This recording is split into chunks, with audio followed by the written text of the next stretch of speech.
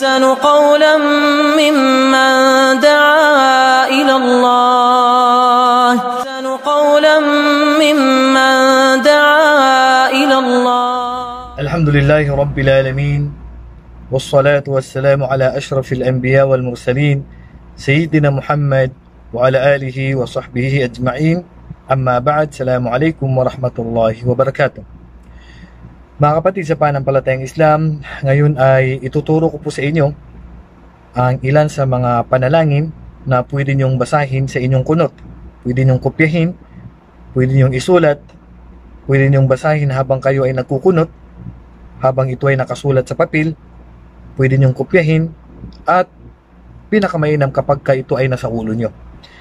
At ang ilan dito ay naituro ng Propeta sallallahu alaihi wasallam sa kanyang apo na si Al-Hasan. At yung mga karagdagan dito ay maaari mong idagdag at maaari din na yung iba ay sa ulo mo, yung iba ay kahit na basahin mo na lang o nasa sayo. Kung babasahin mo lahat o isa sa ulo mo lahat, yung aking ituturo sa inyo na panalangin o dua sa kunot. Okay? So gaya po ng nabanggit ko sa inyo noong nakaraan, na ang kunut ay ito ay panalangin kapag tayo ay nagsagawa ng salatu at tahajjud o salatu at tarawih, o kaya ay bago tayo matulog sa gabi.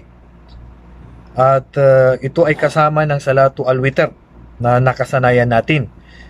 So ito ay babasahin natin ang panalangin ito o ang dua o ang panalangin ito bago ang pagsusujud natin sa huling raka'a. Halimbawa, ngayon ay huling raka'a na. So halimbawa, kasi sabi natin nakaraan na pwedeng ang witr ay isang raka'a lang.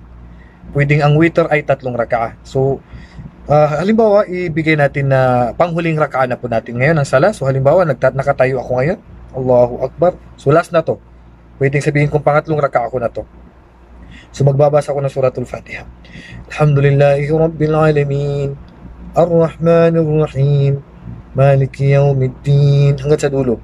Waladdallin. Then magbabasa ko ng sura. Siyempre panghuling raka'a ko na to. Kung tatlo, pangatlo ko na to. Kung isa lang, isa pa lang to. So ibig sabihin, pero kung isang raka'a lang ang aking witr. Pero pinakamainam, huwag nating babaan sa 3 raka'a ang ating witr. So magbabasa ko ng sura. Bismillahirrahmanirrahim.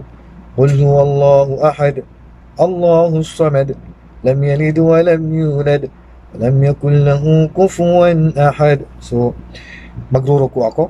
Allahu Akbar. Basahin ko yung dua, Subhana Rabbil Azim. Then Sami Allahu liman hamida, Rabbana walakal hamd. Siyempre last na to. So bago ako magsujud ay magdudua muna ako. So sunna po na nakataas ang ating kamay. Siyempre pagkatapos wag na nating haplusin ang ating mukha. So sunna na magdua ako. Ngayon, ang kunut, lalong-lalo na sa Ramadan, pwedeng magsimula na magkunut pag simula ng Ramadan. Pwede rin magsimula ng kunut sa pag 15 days na lang po ang natitira sa Ramadan, lalo na po pag 10 days na lang ang natitira sa Ramadan. So dyan po yung mga maiinam na oras ng pagkukunot pagkatapos natin magsala ng tarawih o magsala ng tahajjud.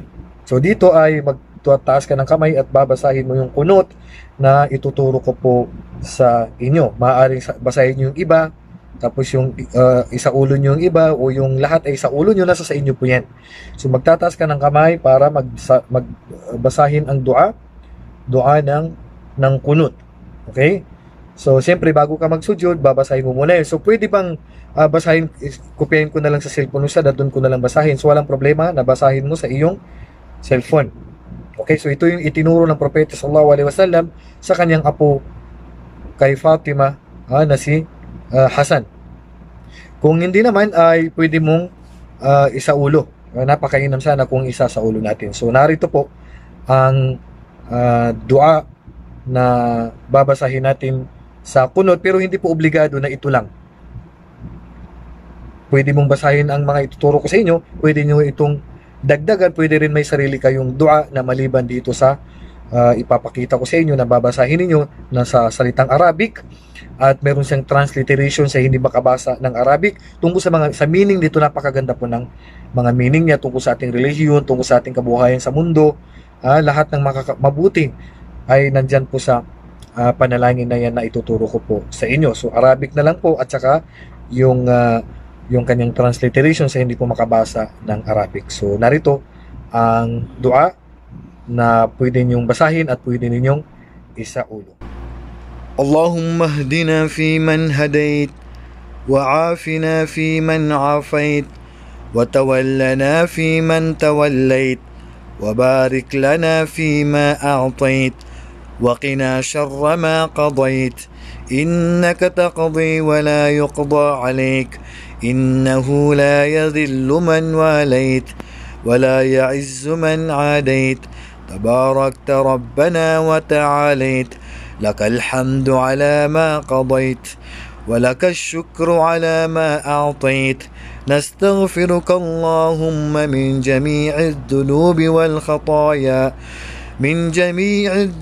والخطايا ونتوب إليك. So dito po mga kapatid ay pwede na po kayong tumigil sa pagdua. Kung dyan nyo lang pong ititigil ay pwede na po yan, sapat na po yan. At pwede nyo pong dugtungan pagkatapos nyan at sabihin yung Rabbana atina fid dunya hasana wa fil akhirati hasana wa qina adhaban nar. So pwede nyo pong idugtong din. Pwede na po kayo magsujud. O kaya ay tatapusin mo sa wa sallallahu ala nabiyyina Muhammadin wa ala alihi wa sahbihi wa sallam. So pwede na kayong magsujud. Pero kung ito lang ang babasahin ninyo, itong nakikita nyo po sa inyong screen, ay sapat na po yan na inyong basahin na dua sa inyong kunut. At pwede nyong dagdagan, sabi ko nga, ng Rabbana atina fid dunya hasana wa fil akhirati hasana wa qina adhaban nar wa sallallahu ala nabiyyina Muhammad wa ala alihi wa sahbihi wa sallam. Then pwede na kayong magsujud. Okay, so kung hanggang dyan lang po ang gusto nyo. Kung babasahin mo naman ito habang ikaw ay nagkukunot, walang problema. Kung gusto mong dugtungan ang panalangin na ito, ay idugtong mo itong susunod na panalangin para sa kunot. Sa mga hindi naman makabasa ng Arabic, narito po ang kanyang transliteration. So ito po ay ang babasahin ninyo. Yan po yung transliteration niya doon sa Arabic na aking binasa. Okay, so narito naman ang karugtong kung sakaling dadagdagan nyo pa ito ng dua na maliban pa sa panalangin na ito.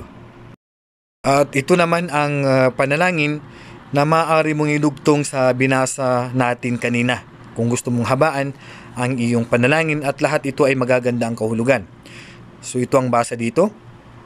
اللهم اقسم لنا من خشيتك ما تحول به بيننا وبين معصيتك ومن طاعتك ما تبلغنا به جنتك ومن اليقين ما تهون به علينا مصائب الدنيا ومتعنا اللهم بأسماعنا وأبصارنا وقواتنا ما أبقيتنا واجعله الوارث منا واجعل ثأرنا على من ظلمنا وانصرنا على من عادانا ولا تجعل مصيبتنا في ديننا ولا تجعل الدنيا أكبر همنا ولا مبلغ علمنا ولا إلى النار مصيرنا واجعل الجنة هي دارنا ولا تسلط علينا بذنوبنا من لا يخافك فينا ولا يرحمنا.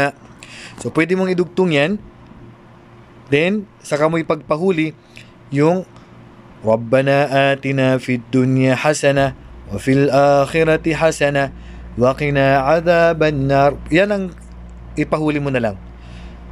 So pwede mong basahin yung panghuli na yun. Pagdugtungin mo yung dalawa, din ipahuli mo yung Rabbana atina fid dunya hasana wa fil akhirati hasana wa qina adhaban nar. Pwede mo rin dugtungan pagkatapos nun wa sallallahu ala nabiyyina Muhammad wa ala alihi wa sahbihi wa sallam. So pwede rin yun. Kung pagdudugtungin mo yung dalawa, ipahuli mo na lang yung Rabbana atina fid dunya. Then ngayon, kung gusto mo pang dagdagan yung panalangin na yan, gusto mo pang mapahaba, narito pa yung isang dagdag. So, ibig sabihin mga kapatid, yung una na nakita yung screen, pwede na po kayong tumigil doon. Kung gusto mong dagdagan, nandito yung pangalawang screen na makikita ninyo, panalangin. At kung gusto nyo pang dagdagan, nandito pa po ang pangatlo para po sa karagdagang dua kung gusto nyo pa pong mapahaba. Narito po. At sa mga hindi naman makabasa ng Arabic, nandito po ang kanyang transliteration. So, pwede nyo pong basahin yan, pwede nyo isulat, pwede nyo isaulo. So, yan po ang transliteration ng binasa natin kanina. So, narito yung karagdagang panalangin na last na idinagdag natin kung gusto nyo pa pong pahabain. So, narito po, ipapakita ko po sa inyo at basahin natin ang kanyang Arabic. So, narito po.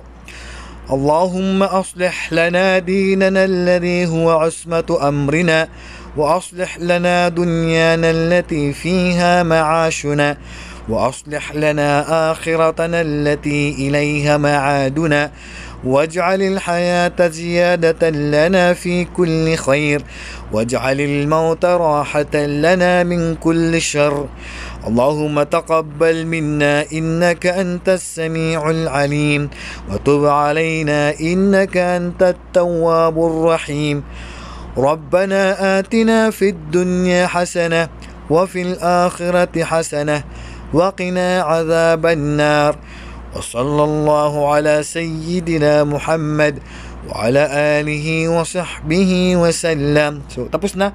Pwede na po kayong magsujud kung babasahin niyo po lahat yung dua na yan. So, yan po ang kabuuan ng panalangin na may tuturo ko po sa inyo at may babahagi. So, kayo na po ang bahala. Then, after that, ay magsujud na po kayo. So, sa mga hindi makabasa ng Arabic, so narito ang transliteration ng pinakahuling dua na babasahin ay dudugtong. So, yan po. Isulat nyo, isaulo nyo at inshallah malaki ang may tutulong nito sa inyong panalangin para sa inyong kunot, lalong-lalo na po sa buwan ng Ramadan.